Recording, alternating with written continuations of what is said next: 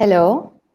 Hello and welcome. You're watching Greenwich Live Sessions, and this is your host Omar Khan, and we're live again, and we're back with another session and another guest. I would say because I'm not alone, and I don't have a single guest today. I have a panel of guests. In fact, all very young and energetic. And I'll start off with the introductions of my guests for today. My first guest for today is Miss Namrah Zafar.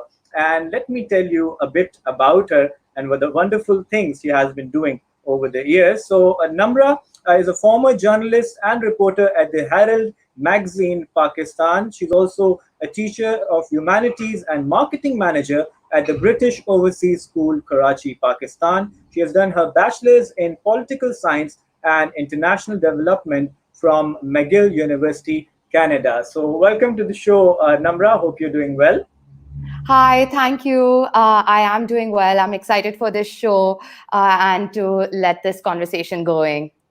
Absolutely. Thank you so much. Our next guest for today is Mr. Fakhruddin Valika.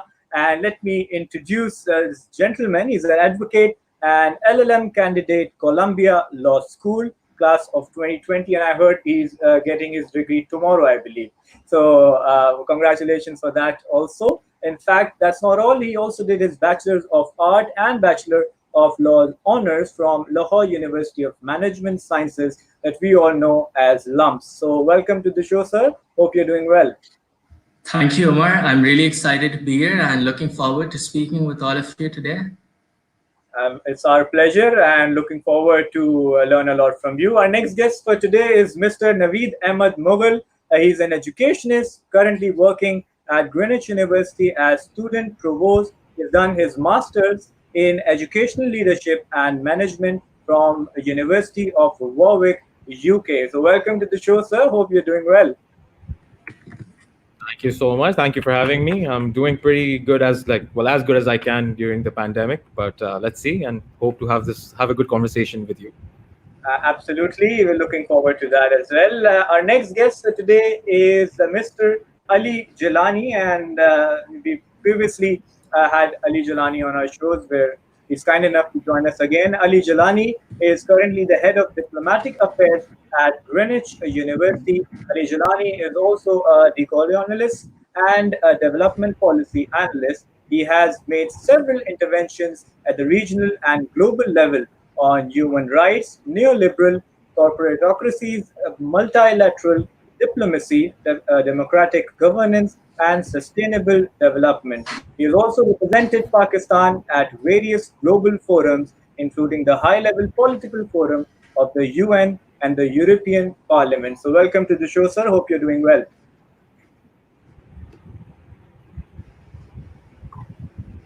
Absolutely. So, welcome to the show, everyone. I hope you guys are doing well. As we all know, we're in this situation of COVID-19. So, how is life treating you all? I'll start from you, Namrah. It has been good. I think it's a roller coaster. Some days are good. I think initially, when it was March, I think we were all competing to be the most productive human being. I think I was competing with myself because I wasn't used to it. Then I got into a phase where I got really, really lazy. Now I'm getting back into this phase of getting my brain to start working a lot more because I have to be back at school soon. So I'm just preparing for that. So now I'm back to work kind of scene. So it's fine. You mentioned work. So definitely this COVID-19 has switched the way we used to work and it has affected a lot. So how has your work been affected and how are you coping up with it? And how have you adapted as a teacher and as an educationist?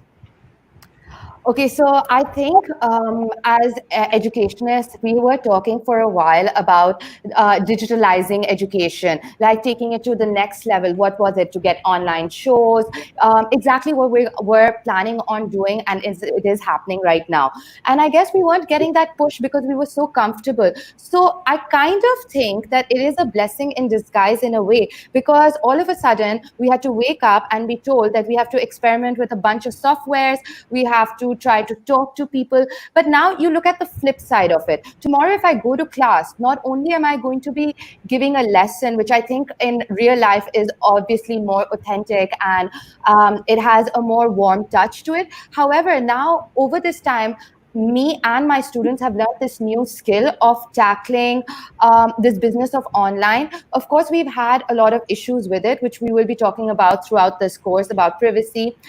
But nevertheless, I would say that we're all coming together, and it's fine. Honestly, initially it's been difficult. I've been reading all these teacher memes crying about this, but gotta do what you gotta do. I would rather educate my students with half an hour class because I love to do that. Right, absolutely, and thank you for that. Yeah. Now go to Mr. Naveed, and we got the side of the school systems. You're Yes. really active and a big part of running a university. How Yep. has Greenwich University and the whole side of the universities adapted to the situation of Sure. COVID-19? Thank you so much for that. I just wanted to throw some light on what Namrah said previously, like the phase of digitalization, that we have been speaking about digitalization for so long now that it is just, it has never been inculcated into the system of Pakistani education. We had seen the same thing being done all over the world, across the world, where you had people doing all kinds of lectures online. But now slowly, our policy making people were not making that decision. But slowly now, that because of this COVID-19, we have had to move towards that. And digitalization, in my prospect, I think it is the next step forward. Also, coming down to, as you said, if I can give you just an overview of how it has affected education, or let's say universities in that regard, you will have to see two components. Firstly, the first component is the of COVID-19 on education is that it has closed schools throughout the world. No schools working. They have come up to digitalization or online classes. And the other key problem that we are being faced with COVID-19 is the economic recession, Right. which is sparked through the pandemic control measures. So, in order to contradict these things, these problems that have arisen, we have seen that IMF, World Bank, people who generally didn't have to do with education so much, are coming up together and making policies for education. So, in order to assess all these kind of things, they've come up with a policy of three things: coping, managing continuity, and the third one is improving and accelerating education. So, Right. without major efforts to counter their impacts, the school closing shock will lead to learning loss. It will lead to increased dropouts and higher inequality, and it will also lead to an economic shock, which will exacerbate the damage by depressing education demand and supply as it harms households. I think together they will inflict a long run cost on human capital and welfare. Right. But Absolutely. just to give a way of around it, I think if countries do move quickly to support continued learning, they can mitigate the damage and even turn recovery into a new opportunity. Absolutely. Talking about new opportunities. What's your take on this, Fakhruddin? While COVID-19 has certainly changed a lot of things, it's been a challenge which none of us were used to, though there were a lot of warning signs, predictions that a global pandemic will strike. There were a lot of concerns that our capacity, our health infrastructure globally is not enough to deal with such a crisis. And it's proving it right. And in terms of what it holds for us, for the entire world, it's certainly making us reimagine what the modern state is like, the need to change it. It is exposing a lot of flaws within the modern state and society as we know it, be it inequality, be it the resources devoted to health and education, our ability to adapt to change in terms of digitalization. We're seeing that businesses, economies are adapting towards digitalization at a pace which is completely new, and it's surprising a lot of people, but it's giving us hope as well that if we are determined to adapt, we certainly can. And I think it can be taken in a negative light or a positive light as well. In terms of positivity, if we see global cooperation is really needed in tackling the pandemic which we have as it. And truly, we can learn lessons from dealing with COVID-19 in terms of global cooperation and international assistance, in terms of dealing with other challenges which we face as society, such as climate change. The ability to work remotely, reducing carbon footprints, not taking flights, and so on, can certainly be practices which can be there even when COVID-19 goes away and a vaccination is founded. So I think it's certainly making us reimagine what life should be like once COVID-19 elapses, and there can be a lot of lessons learned from it. Absolutely right, and we just hope that things get better. Moving to Ali Jillani, you have a very deep observation on all these scenarios and situations, and have lots of insights. Looking at the whole political economy situation during pandemic, what's your opinion on the whole situation? Okay, Ali, you're muted. You need to unmute yourself. All right, so we're having some technical difficulties from Ali's end. We'll move on to Namrah. Yeah. So while we can fix the issues. So Namrah, you heard Naveed, you heard Fakhruddin about it, but there's this situation, it's uncertain. We don't know what life has in store for us, what business, what organization is going to do, because everything is uncertain. Looking at all of this situation, how do you see the political economic situation post-COVID? Okay, firstly, before starting this conversation, I just want to say that I really liked your point, Fakhruddin, about the global corporation ability now allowing us to work remotely. And of course, in a lot of ways, it is curbing the environmental issues, and we are seeing that. Yet, I feel that, the balance that we need because we were so used to that fast paced life, so getting back into this remote is going to be, it's going to take us while, and it's going to be a gradual progress, just the same way our political economy is going to also be looking at alike. So we're going to be talking about a lot of issues such as the supply chain issue.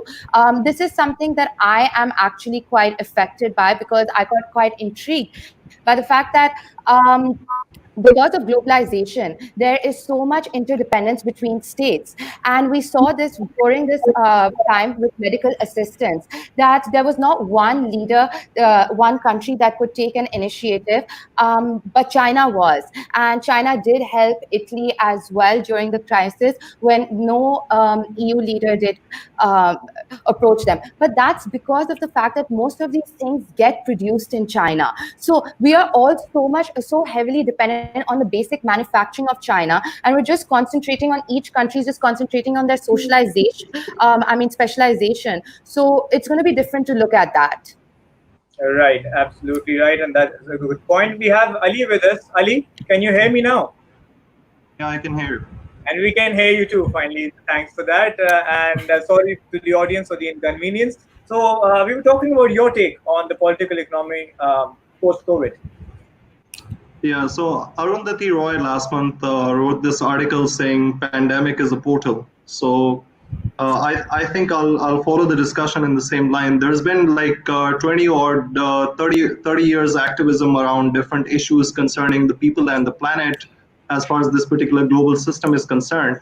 But all of that activism could not substantiate into mobilizing the political will at the global level in terms of changing the system.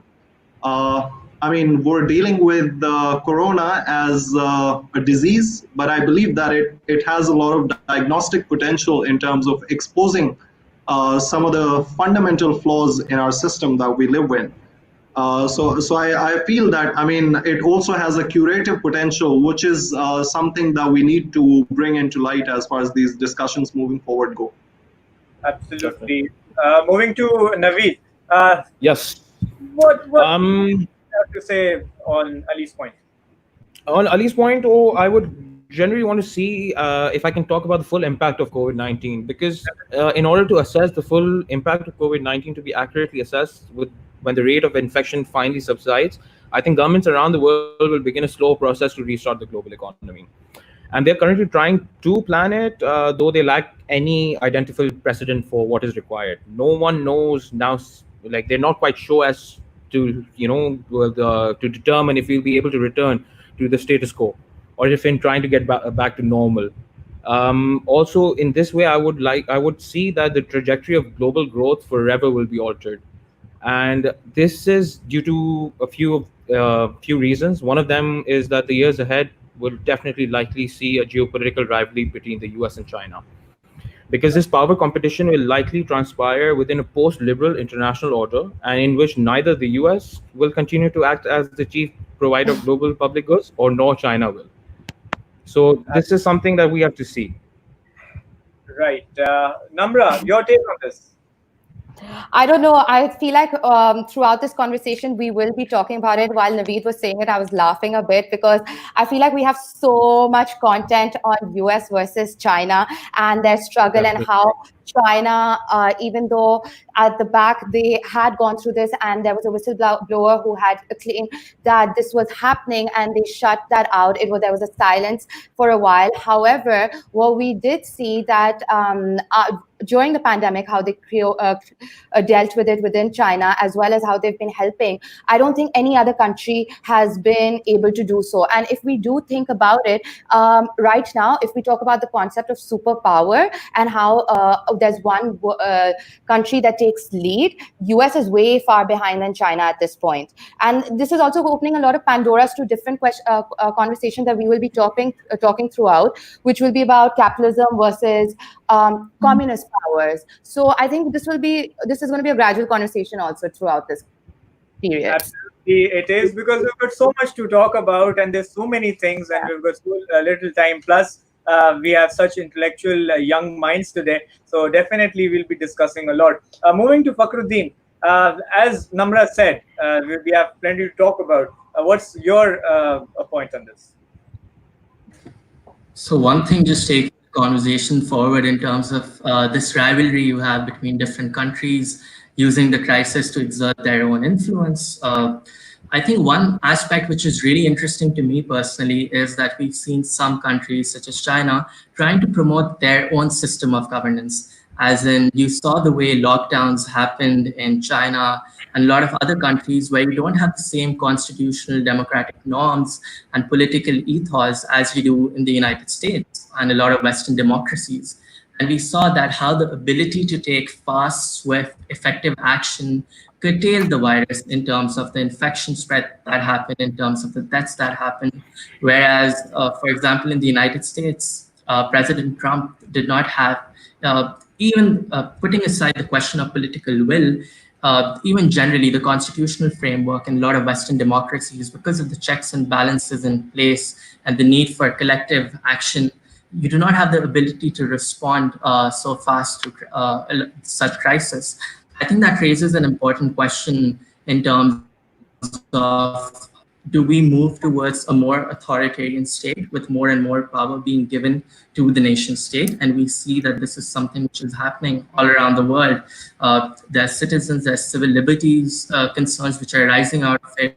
One major issue being right to privacy, that how much power should we give to the state, sacrificing our privacy, other civil liberties and rights. And if we look at it in the geopolitical context, that's where the authoritarian state model compared to a Western liberal state comes into conflict. Is the Western liberal state really that effective in dealing with such pandemics and such global crisis as opposed to the authoritarian state? And you see that a lot of political narrative is being generated along these lines in terms of a struggle trying to show which system is better. Right. So moving to Mr. Naveed, do you agree with what Fakhruddin said? I definitely do agree with him. This power struggle that we will see further down the line will be something which I don't think we'll ever see a precedent of it, because now the global stage will be of in a way that there will be a shift of power needs to be accumulated by someone. They're big players in the market right now. Like you can see, China is doing its own thing. You have the US, you have Russia. They're all working towards in order to capitalize on power. To see what problems that can arise from this, what I can guide you towards the point of the global oil war that we just saw out of this. So, in Right. order to assess the impact of COVID-19 on all of this, we have to see between these world powers, you have so much distrust or something in this. For example, if we can just take into the particular context of Saudi Arabia and Russia, we will see that the oil price war that ranged from them bought oil to the prices of like pennies. Okay, the oil market was on the brink of collapse. And this is something that we need to learn from and to work towards a better future and make a state where all the global countries can come together in order to solve problems rather than to create more. Right. Moving to Ali. Ali, you always have some different insight. What would you like to share here? I think, let me just contextualize the discussion. So, speaking about these five major countries in terms of their defense expenditures, we start with the US with $731 billion in 2019. You have China at $261 billion in defensive expenditures in 2019. Then you have the likes of India at $71 billion, Russia at about 65, and then you have at 62 Saudi Arabia. Now, US happens to be the hardest hit country, right? And we assume that, the governance, the systems, and everything is, assumed to be so efficient. So Corona's kind of exposed this particular pattern, right? So what's to be considered right now is that, this neoliberal philosophy in its own, which deals with so many aspects of our life, Corona has given it a checkmate in a way. So in neoliberalism, the political form of it, you have this democracy as a governance setup. Then you have liberalism as a social system, and then you have capitalism as the economic system. All three of them do have, in one way or another, implications as far as Corona is concerned. So there are questions that we need to reconsider. There are modalities that we need to reconsider. Fakhruddin alluded to the idea of revisiting or reinventing the very idea of state. So, there's a lot of talk about a global government, to form a global government to address Corona. I think we need to form a global community at the people's level to actually tackle this neoliberal modality of the state itself, and how globalization compromises the autonomy of nationalist governments.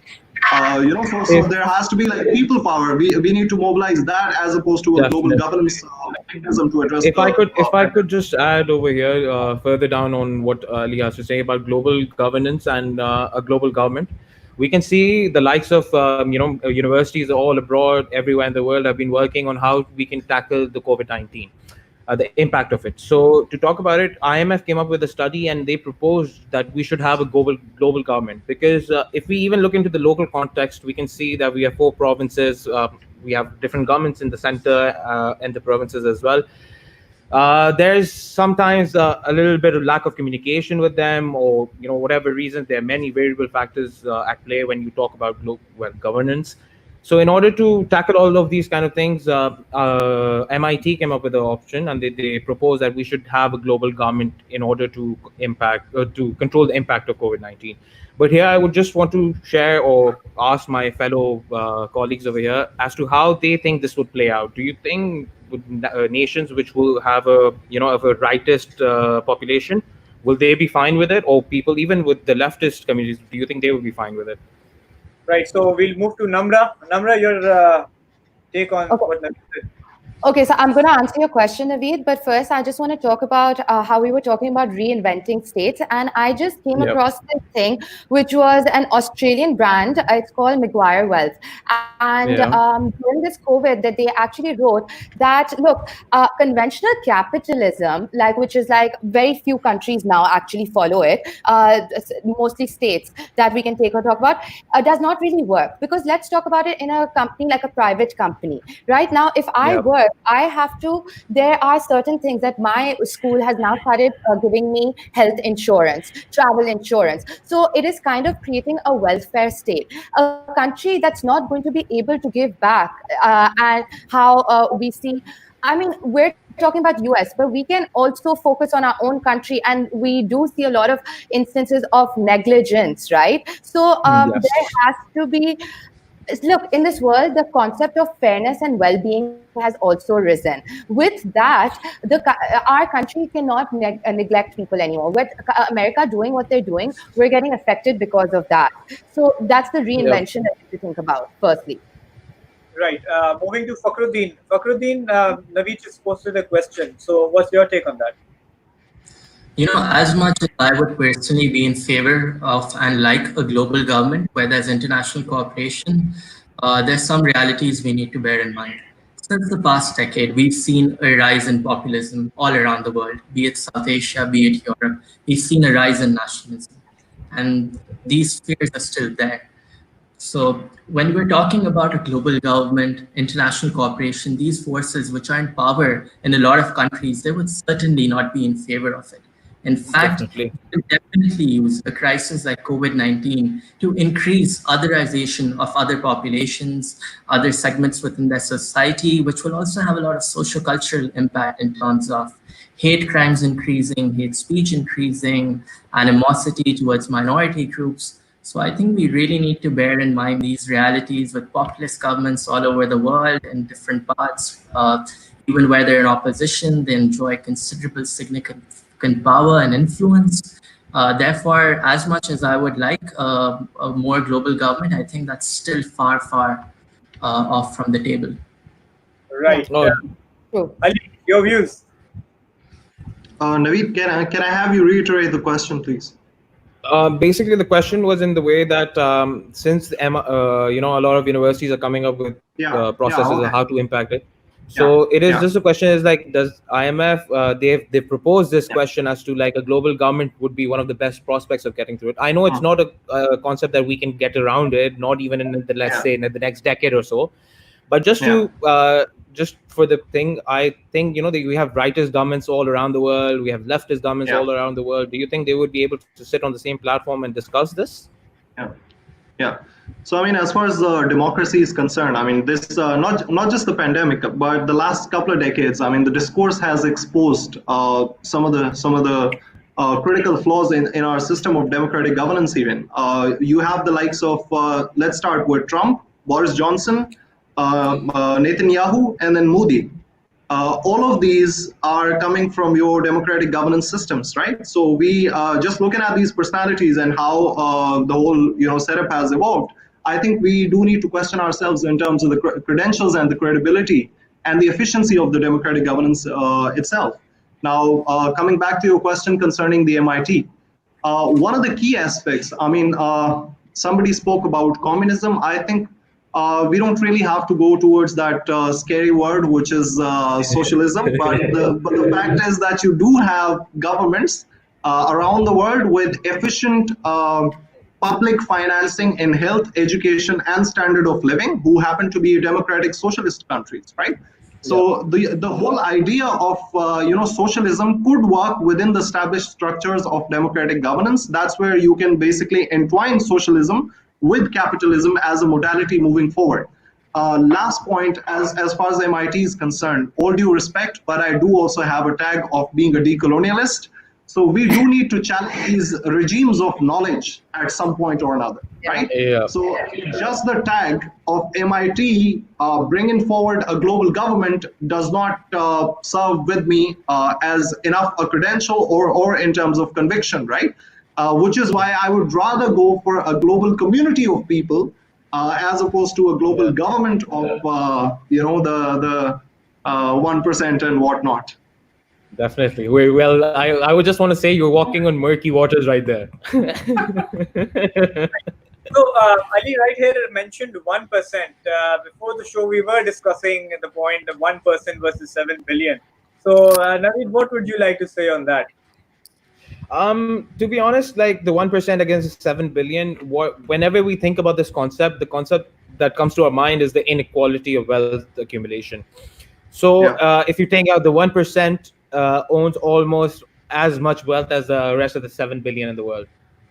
And this is an equality that we have to face. We have seen that policies with IMF, World Bank, and WTO, they've all come together. And this is the first time in history that they have had a team where they've sat all together and tried to make up a policy which can generate income or kind of minimize the impact of COVID-19 on all of these. So yes, this is, I think, the inequality of wealth is something that we need to tackle. But as we are seeing the impact of it growing every day, I don't think so this problem is going to be solved anytime soon. So anyone has solutions to this problem right over here? I don't have a solution, but I have a comment. Sorry. Yes. It's the fact that I don't know if you guys have read that all the big four, which is Google, Facebook, Apple, and Yeah. Amazon, when they had to pay during this pandemic a digital service tax which UK imposed to make up for all what is happening right now, these four big companies said no, we please rethink this. So I mean, at this time when you're talking about right now global countries getting together or communities, if multinationals or such big companies are not going to take initiative, so who is going to? They're considering they're pulling back their tax, which they should be giving double a B. They should be giving a Yeah. triple. Yeah. Yeah. Yeah. Uh, Fakhruddin, I, your I take. do I do have a couple of propositions. Yeah, Fakhruddin, if you wish to go ahead, yeah, please. Ali, continue with your point. Yeah, I mean, I just have a couple of propositions. I mean, first, what Namrah just mentioned is something related to progressive taxation, which does happen to be a modality around the world. You'll see even Pakistani government, to my utter shock, has this progressive taxation modality, which I have never seen in practice, around the world. So you have this tagline for progressive taxation, but not really substantiating into equitable wealth redistribution, which is basically the key, the whole idea of the entire thing. So I think one of the propositions is to abandon the likes of IMF, World Trade Organization, who happen to be the countries. I mean, for instance, let's localize this. In Pakistan, you cannot spend a lot of public money, which is the government money. You cannot spend a lot of public money in the likes of health, education, and standard of living, which is poverty alleviation. Why? Because you have IMF conditionalities in the way. These conditionalities restrict global governments, national governments rather, in their public expenditure in critical strategic sectors like health, education, and standard of living. Now, because these developing countries and the economies cannot cope with this pandemic, so it's a great time. There's a lot of global campaigning going around, which I'm a proud part of, where we're talking about writing off the debt of these developing countries to enable them to invest more in health, education, and standard of living to come out of this pandemic. And I mean, we don't have a definitive end line for this pandemic, and nobody's sure that we have many more on their way. So how are you going to deal with it? I mean, this is the best time. I mean, the diagnostic And here- character of corona should help us move forward and re-strategize. Right. Naveed, Definitely. And I just wanted to say, as you know, you've said about how third world countries need debt financing and how everything, because of the global economy being restructured throughout, you have new players coming up into the market. You have members of the economies of nations who are going down day by day. God forbid, but we need to understand this is a point where you would have to see that nations will not be able to stand up again. There are many nations in the Middle East. Yeah.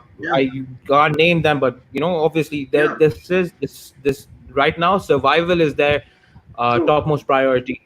Getting the Right. global economy back is something which has taken a back seat now. It's all about survival. Yeah.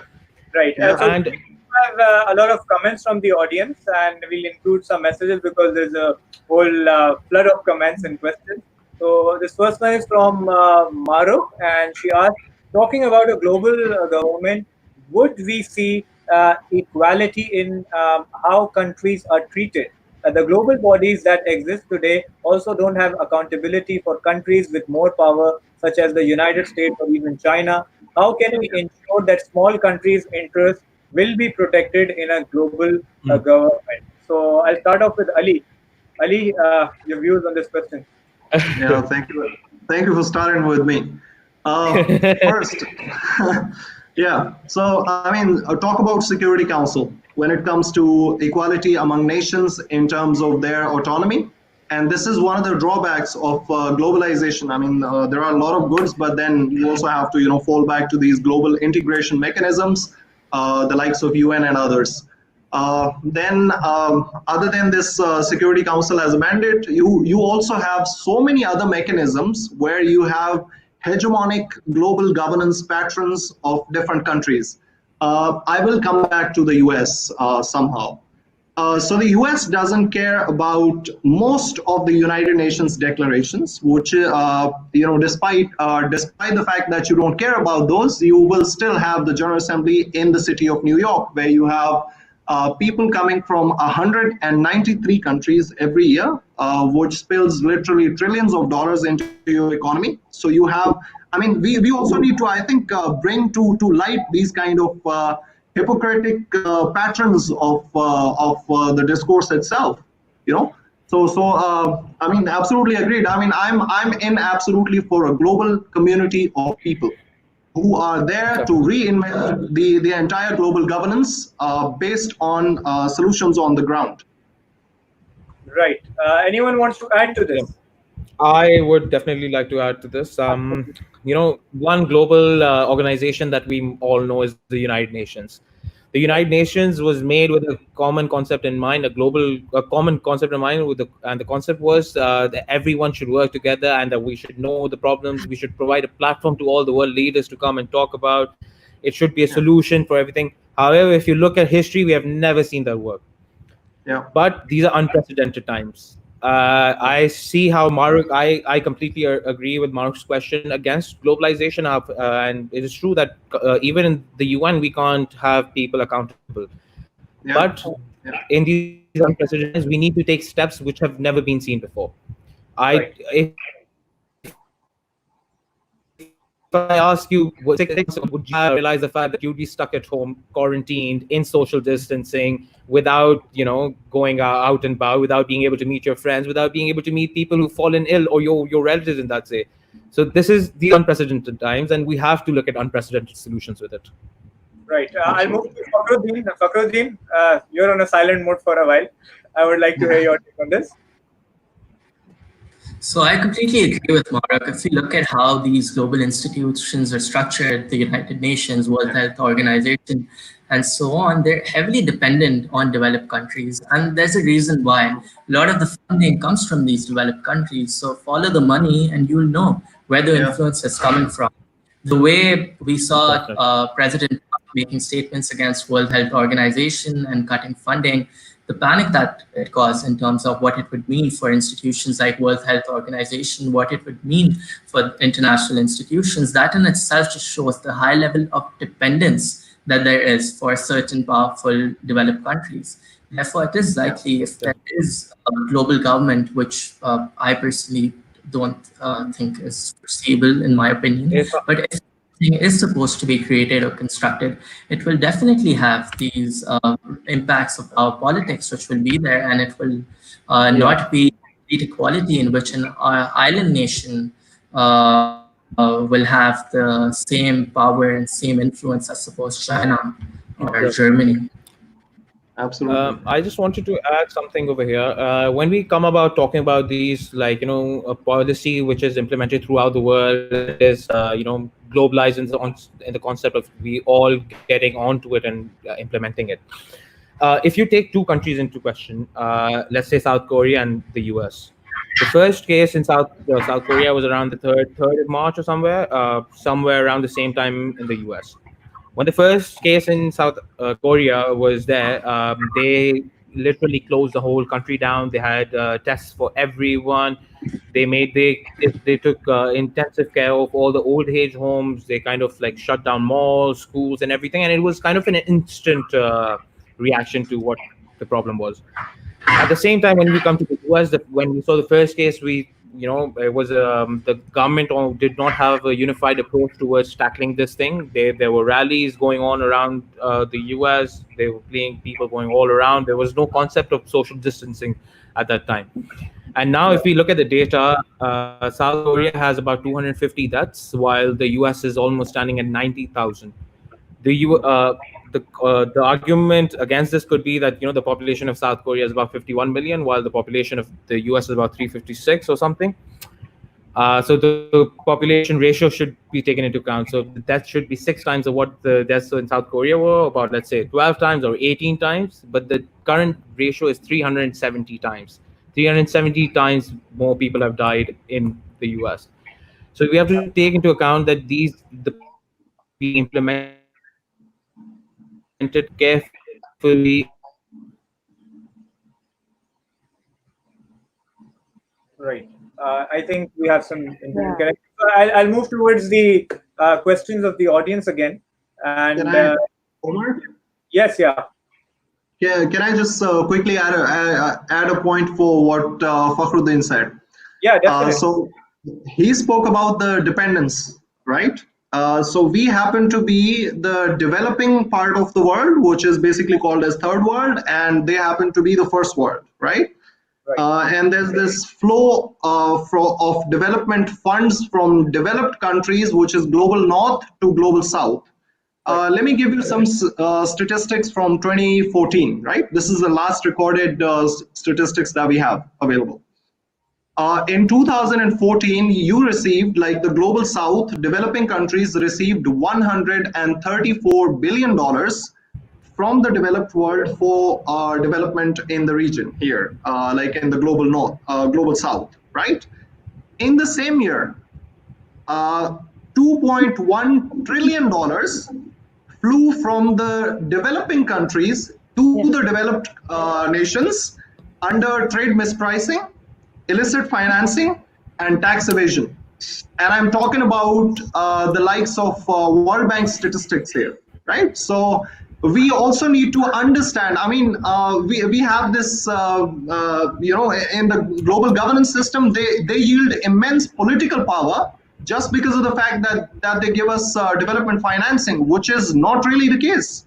I mean, in terms of multinational corporations, when it comes to accountability, you will see patterns where they're taking trillions of dollars out of us while giving us hundreds of billions of dollars only, and still yield that immense political power that they do in terms of compromising even our critical fundamental foreign policy objectives sometimes. Absolutely. Namra, what Yeah. would you like to say Yeah. on this point?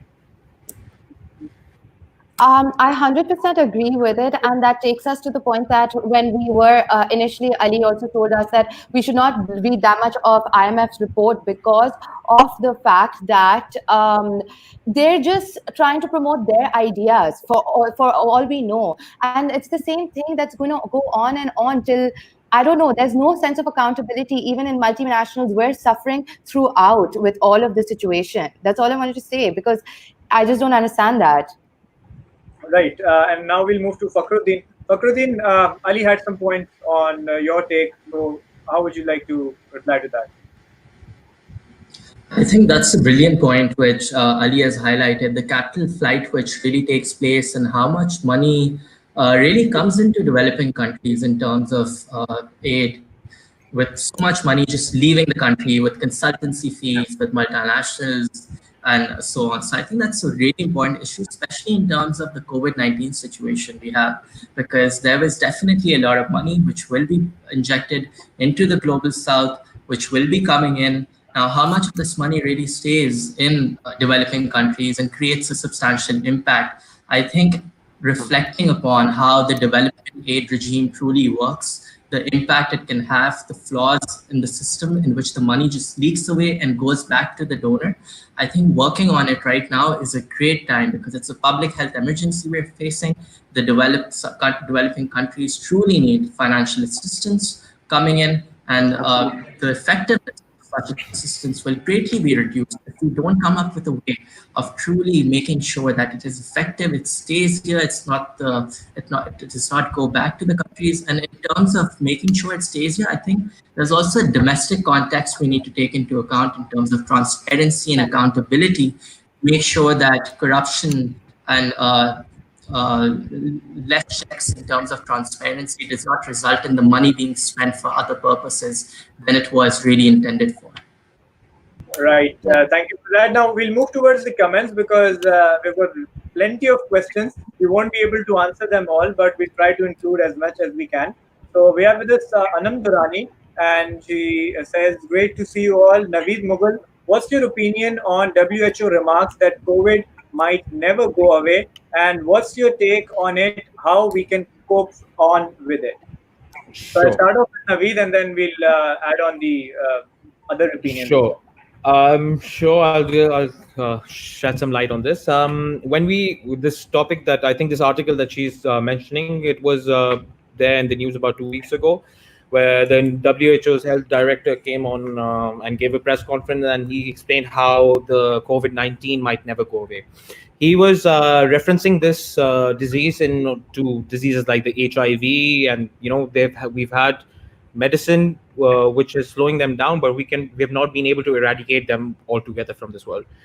So I think yes, that is always a situation, and when you have people like these WHO health director coming on national television, or let's say international television in this case, and saying stuff like this, we really need to take into account the severity of this. Also, another thing that I've seen that the WHO has been implementing and showing is that we need to take into measures how everyone is going to normalize, because right now we don't even know what normal life is going to be. True. This might be the end of handshake as we know it. This might be the end of hugs as we know it.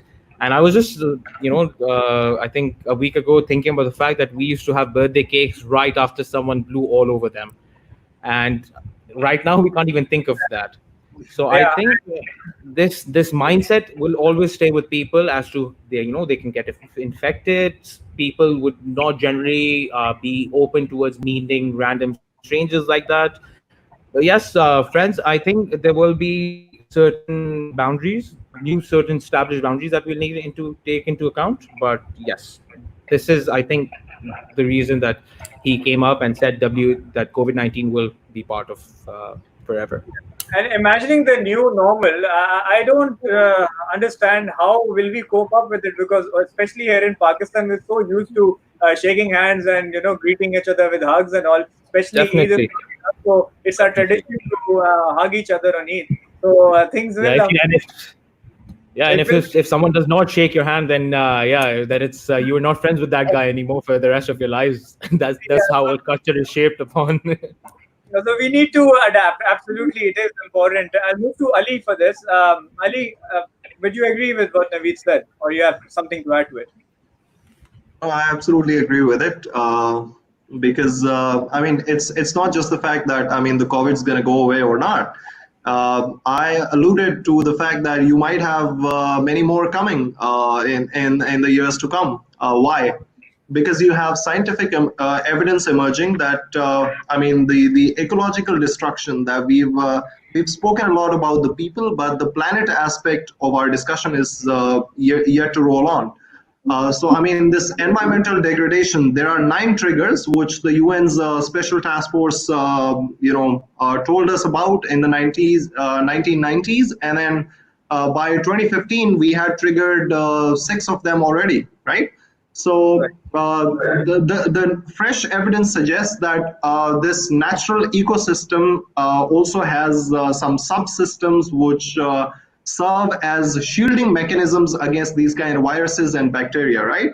I mean, it's growth fanaticism of these multinational corps and others, which is going on, and there's no check as far as the environmental degradation is concerned, which could bring about quite a few others. I mean, the folks of Corona moving forward. So are we ready for that? I mean, this is basically high time that we fixed ourselves, our governance systems, our health systems, our social systems, our cultural normalities. All of these aspects have to be revised, I believe.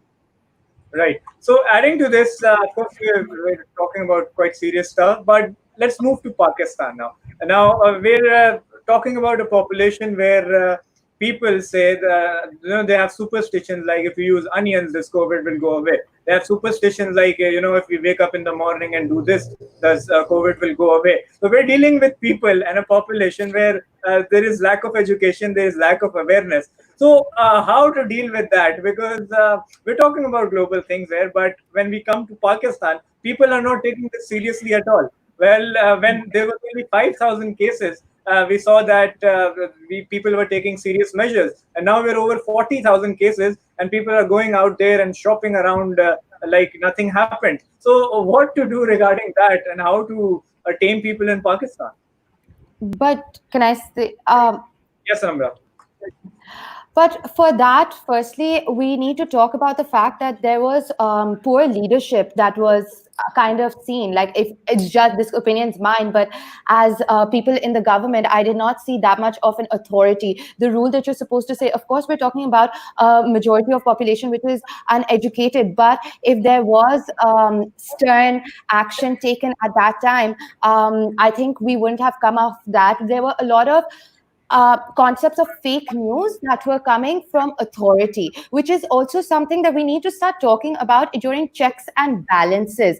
That throughout this COVID, there is lack of, like, we don't know the exact numbers. We also know that China, which was our neighbor, had it in November. That's the first case. Yeah. Pakistan, as being its neighbor, should have been taking precautionary methods since then. So I think that when you think about all people's psychological things, of course we have a large uneducated population, but we can't deny the fact that if there is a stronghold and if authority comes from top, everything can get settled.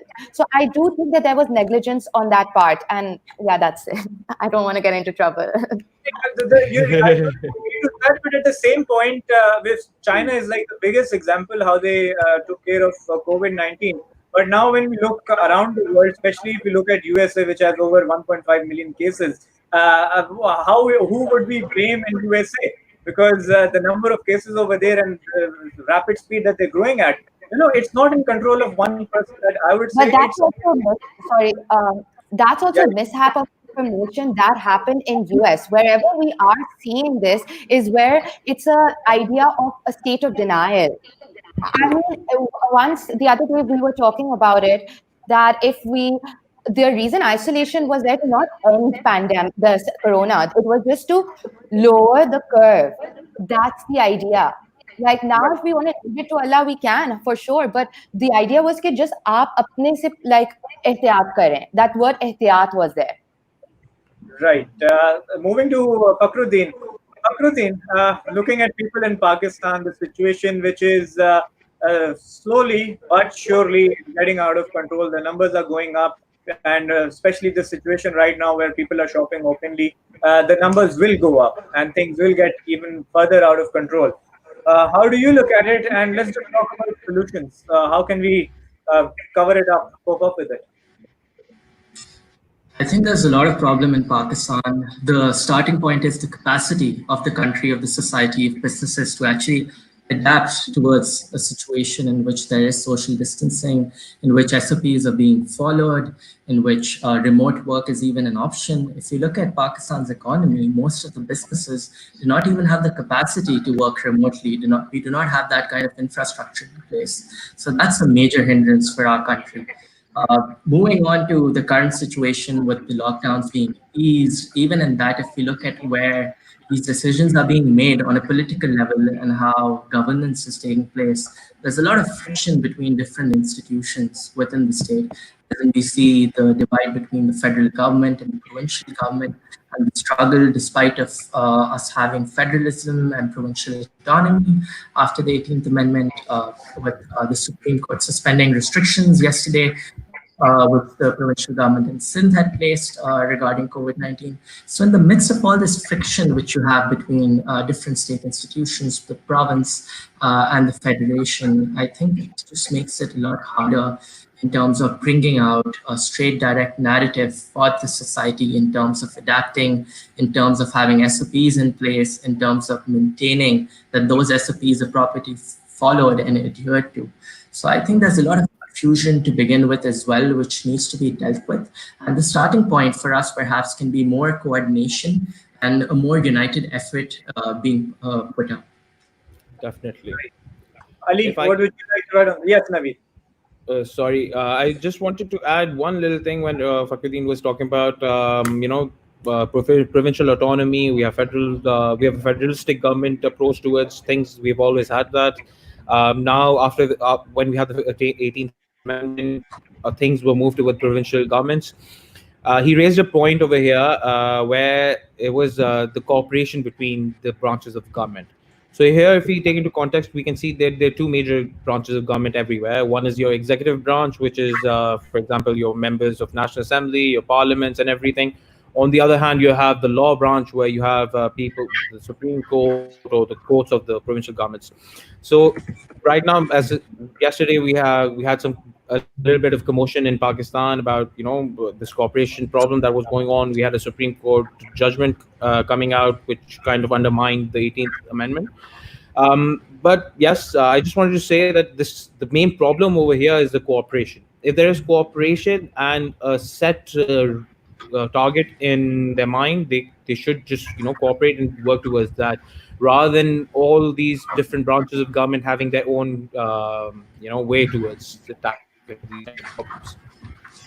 Right. I'll move to Ali now. Ali, what would you like to add here? Yeah, I mean, it was a question of leadership, not just the political leadership, also the social and cultural leadership, which had to substantiate, but unfortunately isn't the case really. I mean, it was unprecedented for me to see the Council of Islamic Ideology representative in the initial days of Corona in Pakistan. He came out on TV and said that the doctors and the health practitioners' point of view would take precedence over those of the clergy, right? So this cultural leadership had to trickle down to the grassroots level, which could not be substantiated because it wasn't organized. Then you didn't take particular actions in terms of social leadership. Also, communities mobilizing each other, small scale districts, and then smaller villages where there was a lot of lack of awareness, and we had to create that social endorsement in people as far as the seriousness of this particular issue is concerned. So it's just a question of leadership across cultural, social, and then political domains, where I believe that we need to rework our narrative, our communication strategy, and create that conviction for that social endorsement to come about.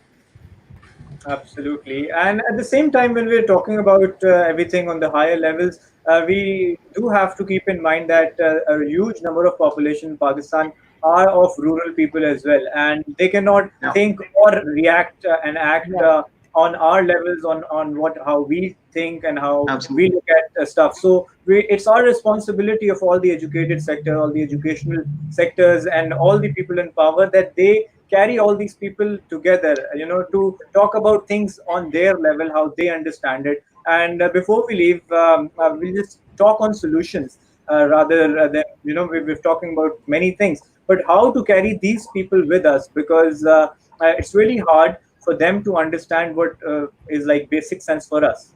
I'll start off with Fakhruddin. I would actually disagree on that point. I think that education is not indicator of intelligence. I feel with awareness being spread, with proper guidelines being given, they themselves will certainly understand, hopefully, the gravity of the situation. And I would not create a distinction between urban centers and rural centers in terms of at least them not having the ability to follow up on these guidelines, because honestly, I was in New York in March, and when the pandemic was at its peak, and the United States being a relatively more educated country than Pakistan, still the way people were going out, not following guidelines, not following SOPs, I don't think education plays that big a role, in my opinion. But in terms of the infrastructure, the way society is different in urban centers and rural centers, of course, there's a different approach which needs to be taken in terms of addressing the population which is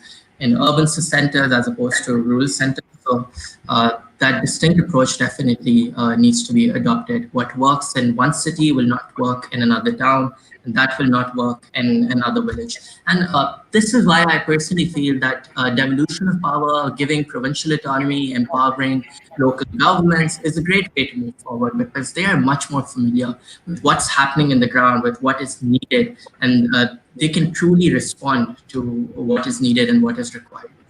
Right, but at the same time, I'm not just saying that education gives you the ability to understand stuff, but at the same time, the mentality changes a lot with your education, and how your exposure. It means a lot on your decision making as well. For example, if you look at the people who are underprivileged right now, so rather than following the safety protocols, they would rather think of how to feed their stomachs. So, the government has to take steps, and people, even in Pakistan, there's this thing that the huge number of charity was given, and people came up in big numbers and serving people and all. But at the same time, I'm not saying that you should be educated, but keeping in mind their level of intelligence, their understanding, their views, we have to get on their level to make them understand the seriousness of the situation. That's my point. Definitely. Naveed, your call. Yeah, just to wrap things up, I there were two questions in the comment sections that I wanted to shed some light upon. One was by our dean, Ms. Musarrat Adnan. She wanted to ask me about how students were responding to the online semester exams at Greenwich. Right. And the other one was about by Shahzeb Mansoor Sheikh. He wanted to ask a question about how in Pakistan, where we have a infrastructure which is not really up to the mark to facilitate e-learning, how do we come to tackle that? So just to touch upon that, let's first start with Ms. Musarrat Adnan's question. When this whole thing happened, I can very proudly come up with the fact that under the guidance of the Vice Chancellor, we were the first university and someone who had completely come towards online teaching pedagogy within, let's say, a couple of days. All our classes went online. We had amazing attendance. Our attendance was almost at 92%. Right. Then we had another session when the exams took place. What we did was we gave the students survey forms to fill out.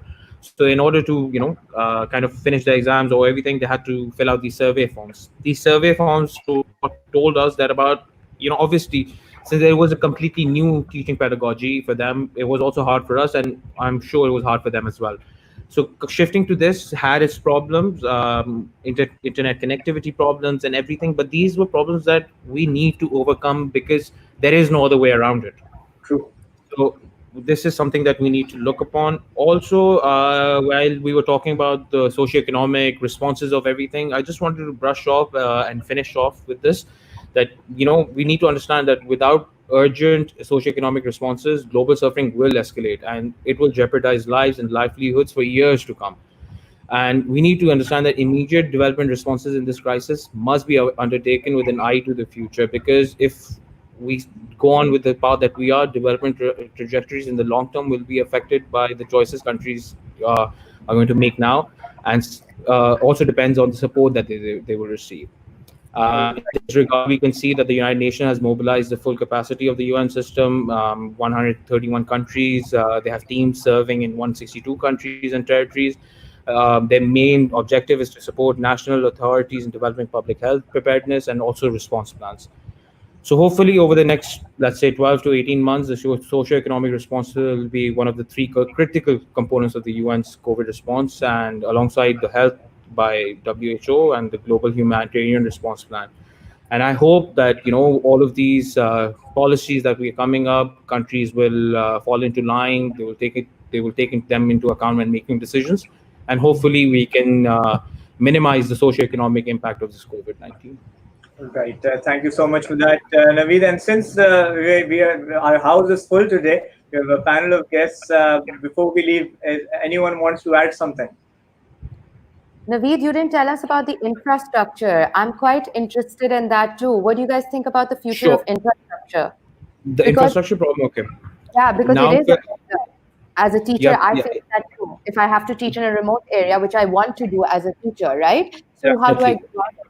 Okay, so definitely I was just going through one of the policies that the Sindh government has made, and they were trying, because they had taken into account the project that the Punjab government had done by giving out laptops to students.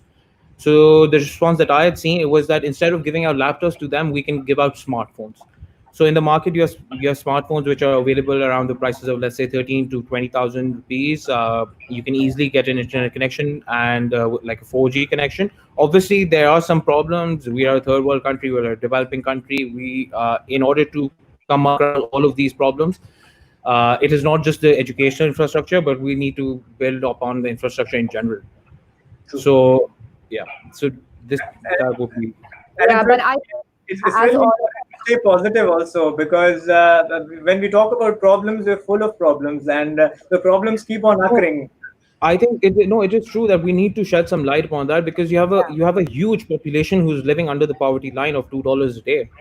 And I think almost this at conversation, this can allow us and everyone who's watching. I think we really all need to come up with this policy. As Ali has been saying, that it has to be a global community. We can do this as a domestic community first. That let's come through together and let's work on one sector, which is the education sector. And you have people who will support you, but we need Yeah, we need to all come together to do this, because I think it is time now to do it.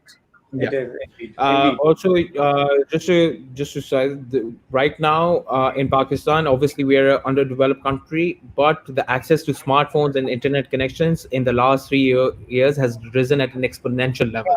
True. Okay, so everyone has access to either a smartphone or internet connection in some way or another, or it is accessible to them in some way or another. Yes, So it is, talking about but you also have to give them awareness on how to use it positively and productively, because the usage is for entertainment yes, purposes I mostly. know, So but that's like why when वो making कहते हैं ना awareness. Urdu में जरूरत जो है वो इजाद की माँ है, तो वो इसी हिसाब से जब जरूरत होती है ना तो इजाद खुद ही हो जाता है, बंदा इजाद करता है. I will just give you a small Yeah, example over here. There's someone who used to work with us, someone who's helped in raising me at the house for a long time. उन्होंने अपना she makes food at home. उन्होंने अपना एक YouTube channel बनाया. wow. And this woman is a 60-year-old woman from one of the most remotest parts of Pakistan. So you have to Wow. take into account that if someone that caliber can come, make a YouTube channel, make recipes, and come up to it, the students who are learning at university levels, they will have to cope up with the infrastructure and try to come up with new ways. And Absolutely. new skill-based jobs. It's going to be a new growth. It's going to be interesting. And maybe we'll all be more Definitely. directed. हम कोई 10 subject नहीं Also, करेंगे, also thankfully. just another point that I wanted to shed some light upon was if you look into the world of education, we have to see the fact that conventional educational methods are slowly vanishing. The importance of them is slowly vanishing. Now we have to look at the world is a completely changed world after COVID-19. I think the main purpose of governments should be that we need to teach our youth how to monetize themselves, how we can give them, how can we teach them so they can try to generate revenues for themselves. This can be skill based learning. You have you spoke with, I think, Mr. Jan from OTHM. You will be speaking to Gareth from ABE. These are conventional these are not conventional methods towards a degree. These are skill based learning. So you can either they have courses such as how to become a better employee, how to digitalize your channels, how to work at digital platforms. So I think this is the path that we should be moving towards, slowly fading away from conventional educational degrees. Absolutely. Ali, would you like to add something before we leave? Yeah, I think it's time to mobilize collective reflection and collaborative action. I mean, we've had these issues for generations, but we never had the opportunity of sitting together and deliberating over some solutions. COVID has somehow brought us together, and I think it's the right time to form some kind of a people's manifesto, not just at the district. I mean, starting from the basic administrative unit, which is your district level, and then you can take it to the provincial, and then at the national, and then at the global level, and you can entwine the governance alongside. Just to add one point, I mean, one example, just to contextualize this point, health is below 3% of your GDP right now. So I think we need to and the same goes for poverty alleviation, and the same goes for your education. I think we need to prioritize bread and books over bombs, and it's not just Yeah. for us. It's for the entire world. It's the entire global governance mechanisms have to have some kind of reflection.